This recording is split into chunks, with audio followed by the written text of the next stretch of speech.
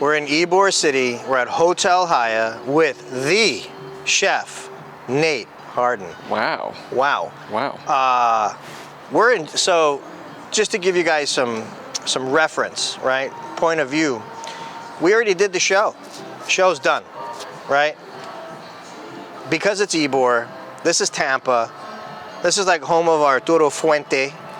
We're having a couple of stogies after a hard day's work. Yeah. Chef, thanks for being on the show. Absolutely. It's been a pleasure.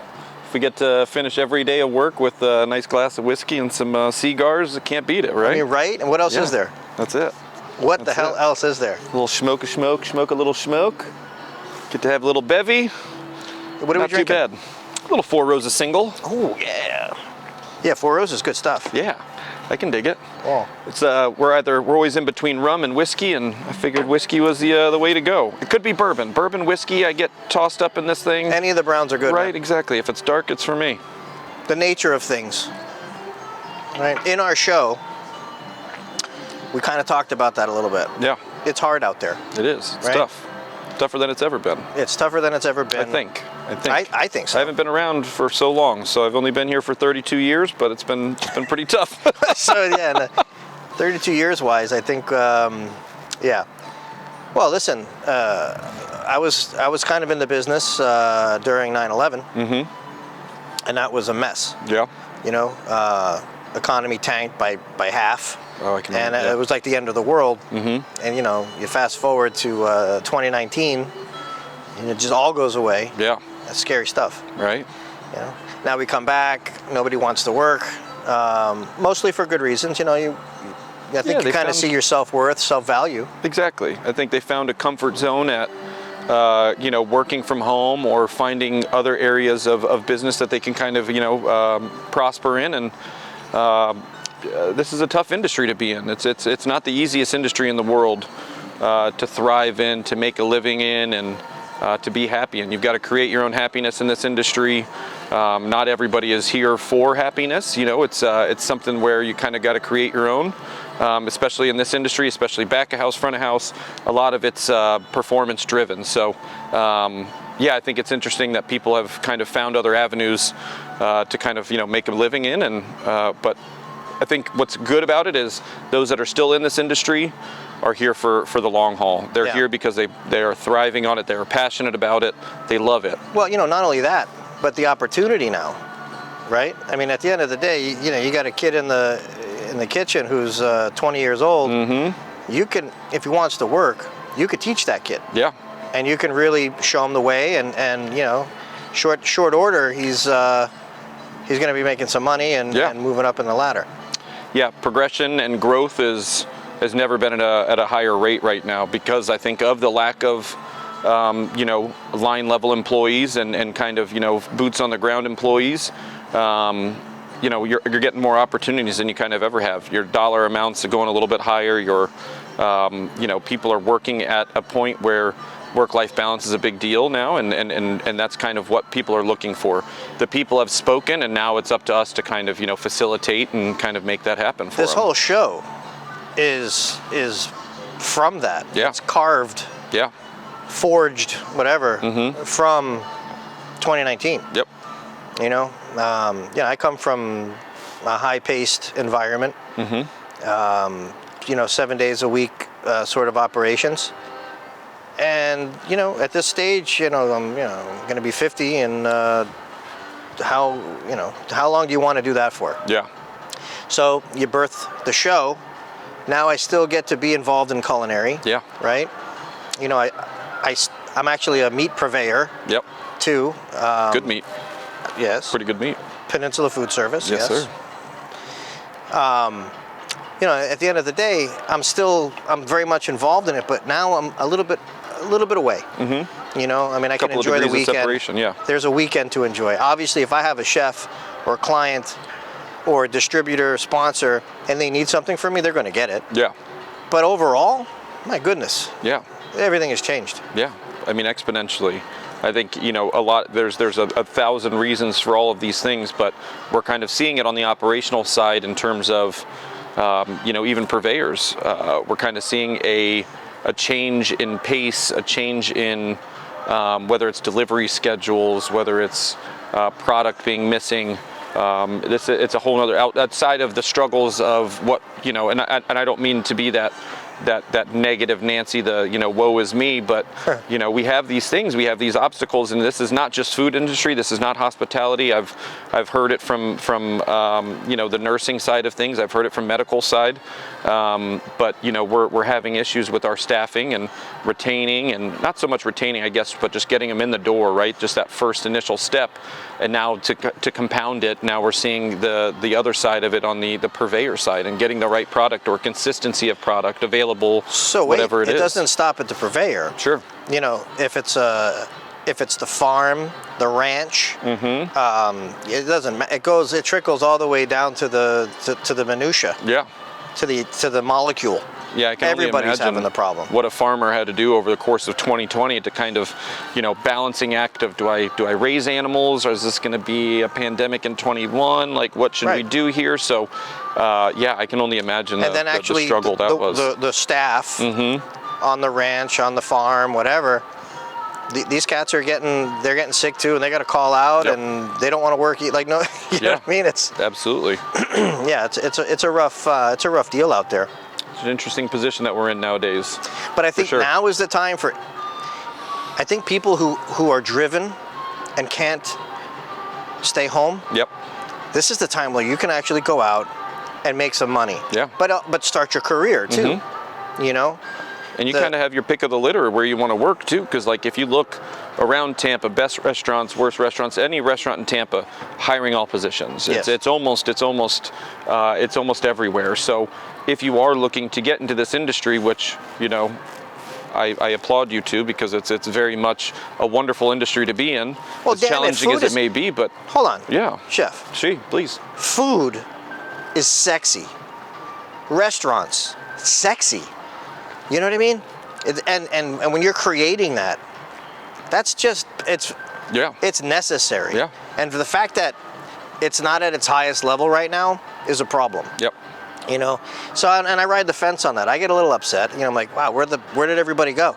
Like, go back to work. Yeah. But I also understand it's like, hey, you know what? The industry is not nice, and it has never been nice. It's a challenge. Yeah, it's nicer today than it's ever been. Yeah, absolutely. Yeah. And just to piggyback on what you said earlier, food is sexy. You're right. Food is sexy, and chefs are rock stars nowadays. You know what I mean? Chefs aren't just guys slinging food and making burgers and stuff. Now these are the guys that are on the cover of magazines, and they've got TV shows. They've got, you know, it's crazy what a chef is nowadays in comparison to what it was. It's not just some guy in the back. And you touched on a good point, a hot point, really. Yeah. You know, listen, if it wasn't for the Food Networks and you know, if it wasn't for the big name chefs, there wouldn't be, you know, guys like me out there with a camera. Yeah. But it's not as you know, we like to focus on the independent chef, right? The local guy. Yeah. Because they need to be highlighted too. Yeah, absolutely. And it's not all about, you know, dressing fancy and everything fancy.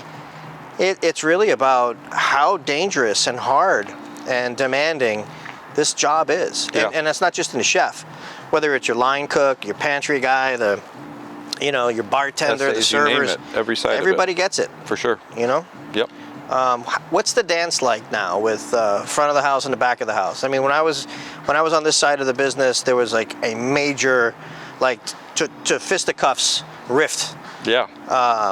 What's it now in today's environment? Yeah. There has always been this kind of tiff, if you will, between front of house and back of house, and I don't think that's changed in its entirety as a whole, but I think it's gotten stronger. I think the bond has gotten stronger between the two because they have seen both sides of it. They've seen over the last 2 years, front of house doesn't mean they were just front of house at this point, right? They jumped in the kitchen, they washed dishes. Back of house, they weren't just cooks anymore. I'm sure they served some tables, and I'm sure they bust some tables, you know. So I think that bond, I think that relationship has gotten a little bit stronger over the last couple of years, out of force, out of understanding, out of respect for what each other does.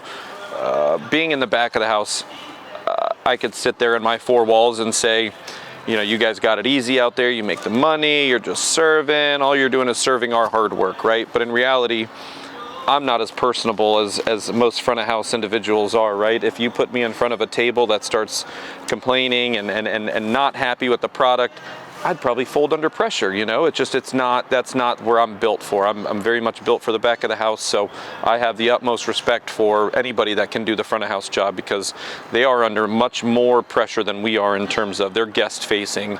They have to have a smile, they have to present themselves well, no matter what their day started with, ended with, they have to put on a show and they have to smile through it. I can be in the back yelling my face off and angry and unhappy and, you know, all that stuff, and take it out on pans. Yeah, I can take it out on, you know, the knife. I can take it out on the cutting board. I can take it out in the walk-in. I can scream my face off. But they've got to be guest facing, which I think is something to be recognized for sure.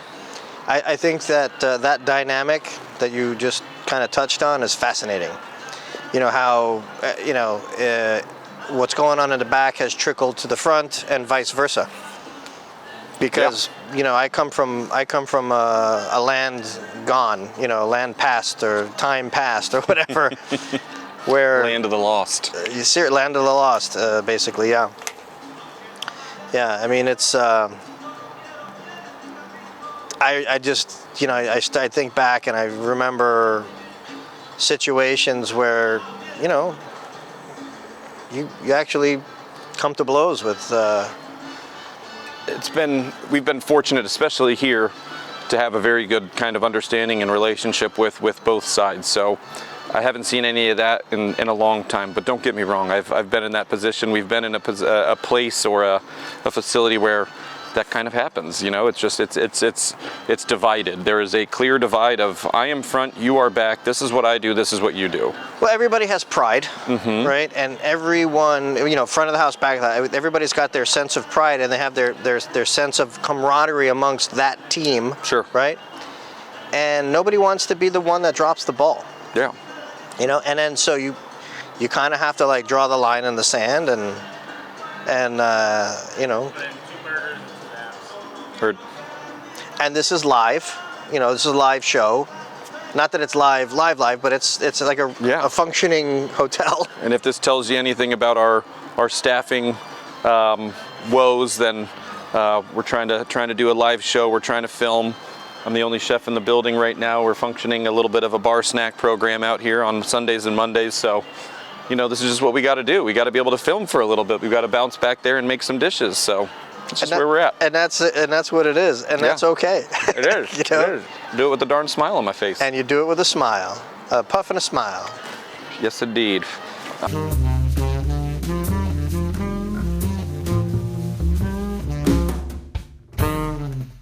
Speaking of make the best of it, I'm thinking that this is something that we do regularly. Let's get permission by the powers that be. Absolutely. And I think we start doing a regular segment here at Hotel Haya. I think we've got enough spaces to kind of like pinpoint and kind of like we can host, and not just out here. We can definitely do a round table conversation just about anywhere, right? We've got some lovely private dining rooms that we can kind of catch up in and and do a larger setting. Even if it's not just you and I, we can grab some other chefs from around town, some other purveyors, other hosts. Yeah, because you're a local Tampa boy, right? I sure am, yeah. So born and raised, I've been here for a while. We've got some good connections around town. We've been fortunate to be in the industry for a very long time. So we've seen, you know, the old, the new, just about everything in between. So, well, I'm super excited. This is kind of like a pilot or prelude or however you want to call it into greater things to come. Yeah. And appreciate your hospitality. I need to be comfortable in order for me to be like do a spot like this. I've got to feel comfortable, and you've done nothing but be a great job of kind of hosting and be that person. So I humbly respect that and thank you. I appreciate the kind words. Yeah. Chef, appreciate doing this. Let's do it again soon. Yeah. Have a nice night.